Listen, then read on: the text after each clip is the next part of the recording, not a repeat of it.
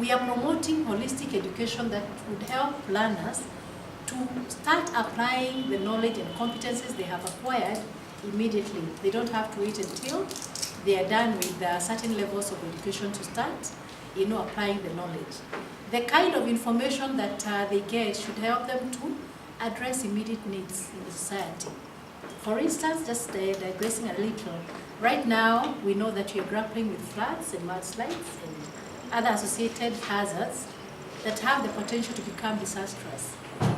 In the curriculum, in the new curriculum, which we are calling competence-based curriculum, disaster risk reduction has really been highlighted. And so we'll be talking to the children about safety from home to school, or from school to home. They should be able to do simple disaster mapping to know what hazards exist where I stay in school or as I go home or while I'm at home. We want to form the child. And so those other salient issues, and tobacco, tobacco intake is one of those issues. We are saying that they have become our business. I know it's having its own very serious challenges as far as implementation is concerned, but it's going to be one of the best education that you're going to offer. So I just want to quickly say that we mainstream alcohol and drug abuse concepts in both the formal and the non-formal dimensions of the curriculum. Mainstreaming is actually making conscious and deliberate efforts to look at the various academic disciplines and to say, if it is geography, how do I integrate aspects of, alcohol and drug abuse? Tobacco for us is one of them. These days, Nakada is telling us talk about alcohol and substance use. Why do we talk about use instead of using the negative dimension of that? Aren't we trivializing the uptake of this stuff? So we are struggling a great deal, and as far as we are concerned, much as we know that NACADA is a government agency that is supposed to be advising us on matters of ADA, we are just saying it is about abuse. It cannot be used. So we are going to equip children with life skills. Effective communication is going to be one of them. We'll be talking about empathy so that those who are doing drugs, instead of becoming so judgmental, then you can look for ways and means of helping them to unlearn the behavior of doing tobacco, because it is a learned behavior. So life skills education is going to support mitigation for tobacco use and other related evils. Then we have the other broad area, which is called education for sustainable development. Of course, we know tobacco is a developmental issue. We talked about, I think the chair talked about the economic impact that doing tobacco has, not just to the individual, but to the family and the society at large. If you're getting, say, 5,000 shillings in a month, and you're spending quite a bit of that, taking alcohol and, buying cigarettes and stuff like that, then that has some economic implications in your own personal life, but to the family and also to the society at large.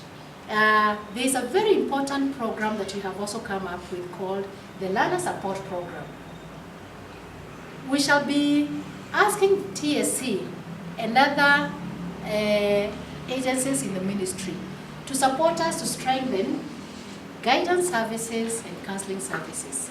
And we are saying that the two will not be one and the same thing. Children require general guidance as they continue to grow. And this is where they can also acquire the values we were talking about. But there are those who require counseling because they're now having serious psychological issues, maybe because of doing tobacco. So you understand, we have industries for tobacco in Bungoma South, we have BAT, we also have Mastermind, which contribute in tobacco production. So we have been able to sensitize our people to engage in alternative crop. Most of them are now planting maize instead of tobacco. So we are very grateful because most of them are trying to change. They are moving away from tobacco because of those effects, and they are now planting at most maize and also tomatoes. Also, we have been able to partner with the Kibabe University peer counseling group.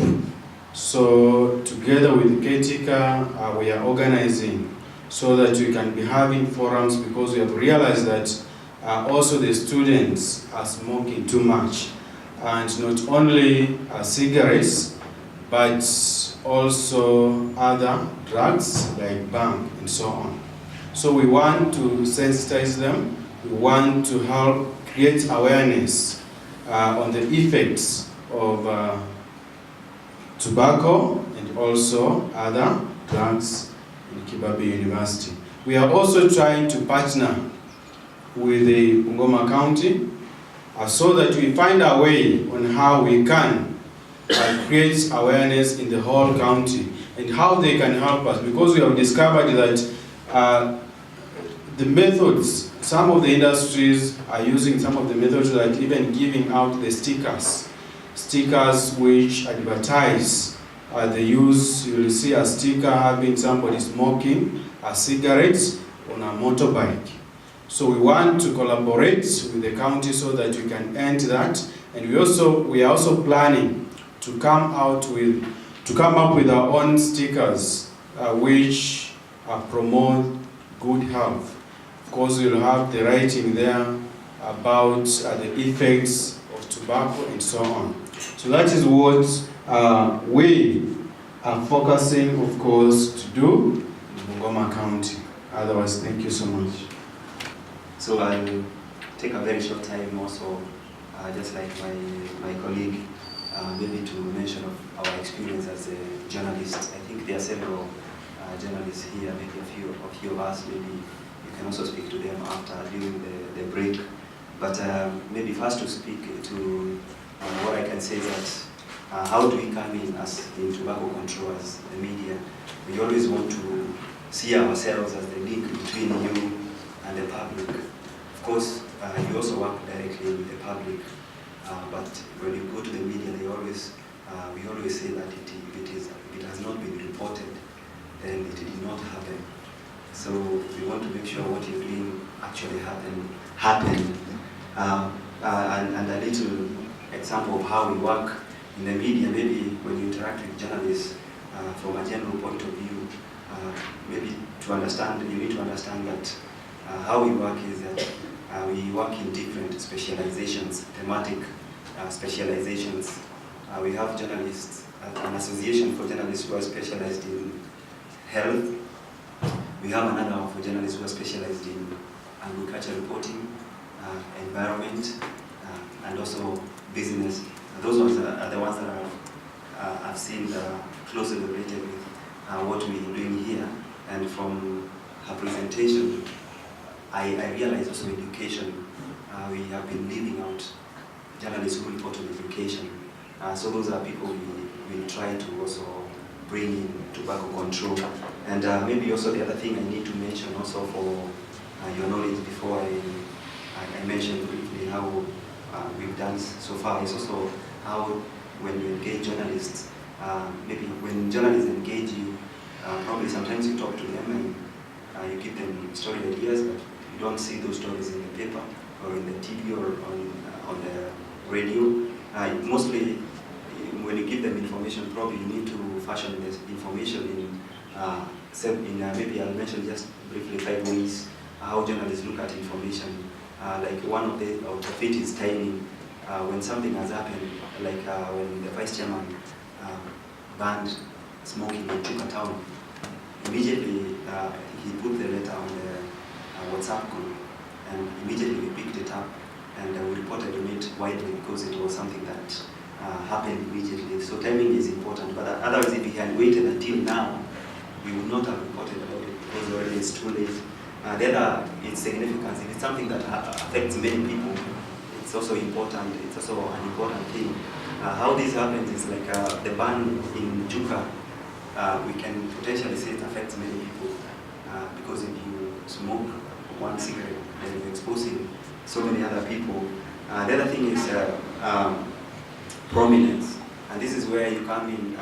Mostly it's something that has been mentioned by prominent people. We take it, media always take it more seriously, and maybe if you might look at yourself, you might probably think you're not so prominent, but if you're a champion, actually, you're a tobacco champion, actually you're a prominent person.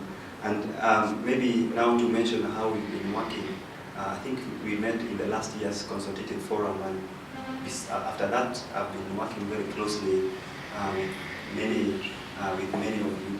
John and I probably do a lot of work on health. There are people who do a lot of work on business, and they would like to tell you that this year the people on the other side paid so much tax. So you see, that's like promoting, and they would like to tell you the people on the other end are the best employers. So that would tell you something, that it's a very big war, even in the media house. Some of these stories, when you want to do them, you are asked now, you know, KRA advertises with us, and these people pay a lot of tax to KRA. So do you want KRA not to give us these adverts? So there's a lot of political economy in the media, even in reporting on these things. Now, to what we've done, I remember one of the biggest stories that I did last year was there's a lack of serious smoking zones in Nairobi. Are you aware of that? Are you aware of that?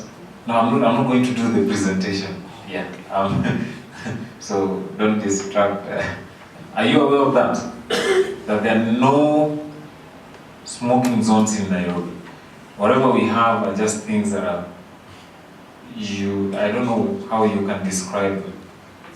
So with regards to, Business Daily and Nation Media Group in general, I'd say that there is now a good will for when it comes to stories to do with tobacco control, because the facts are there, they're glaring and they're outside there. So now it's not really hard to go to your editor and pitch these stories on tobacco. In fact, sometimes when you get conflicting voices from outside there, the editors themselves are the ones who are able to see this and ask, okay, we are getting these people saying that, this kind of tobacco product or whatever is safe. Is this really true? And sometimes even when journalists come, depending on the journalists who've been called, and maybe they don't have training on tobacco control, and they do stories that have facts that have been misrepresented.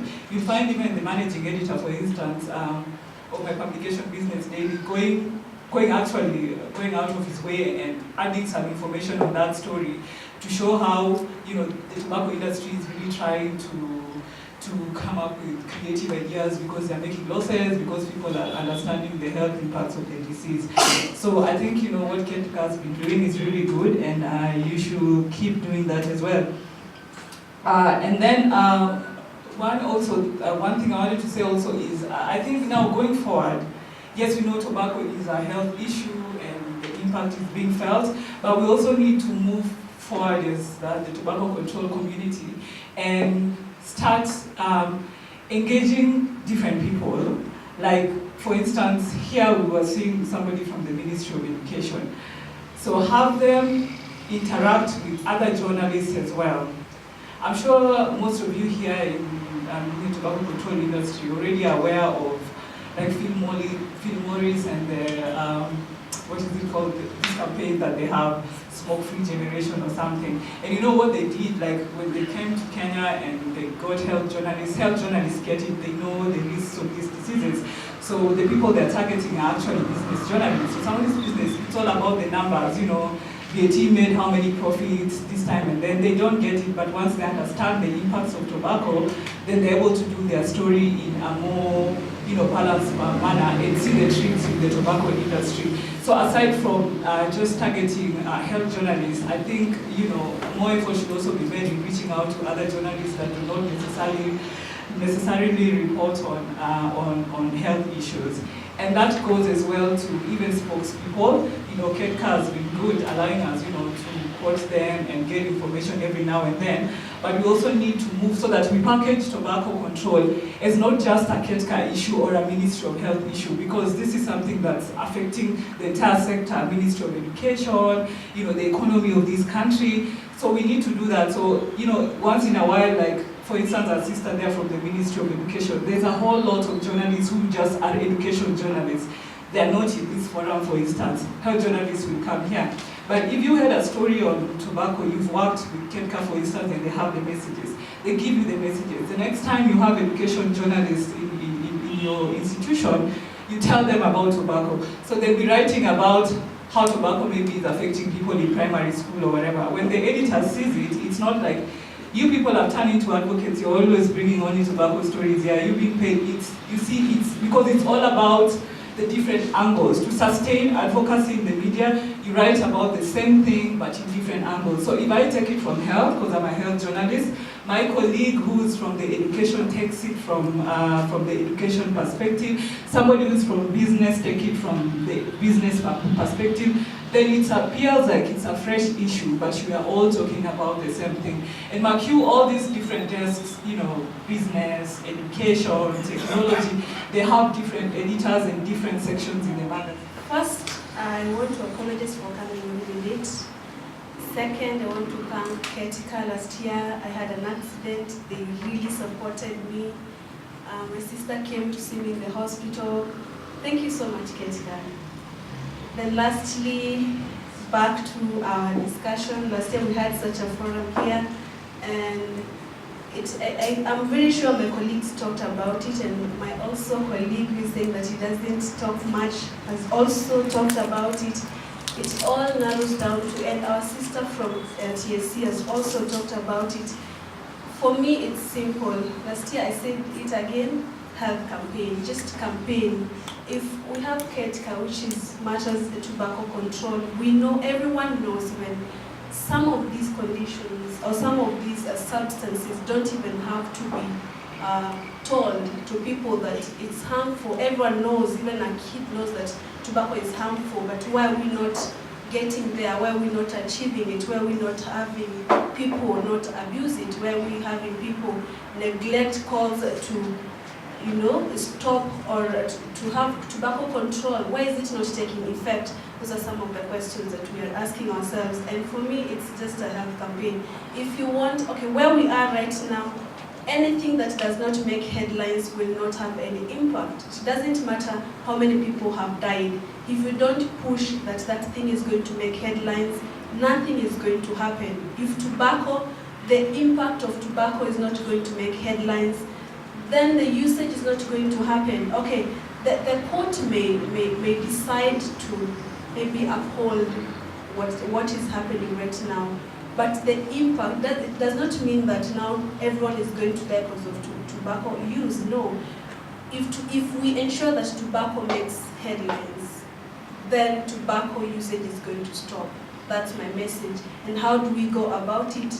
Use of media, use of campaigns. If we have like a whole week campaign on stopping camps, in schools all over about the impact, because we may come to shows and do the 1 hour campaign, but one thing I've learned is that if we had a show with someone talking about the impact of tobacco, it's not going to make a big impact compared to a show with someone who's really gone through the impact of tobacco. So some of these cases, you just bring them so that people may understand what it really means by the bad side of tobacco use. But if you don't do that, if you don't make use of media, because if I don't know whether you realize that now it's all about health. I think media has really prioritized health compared to some 2 years ago.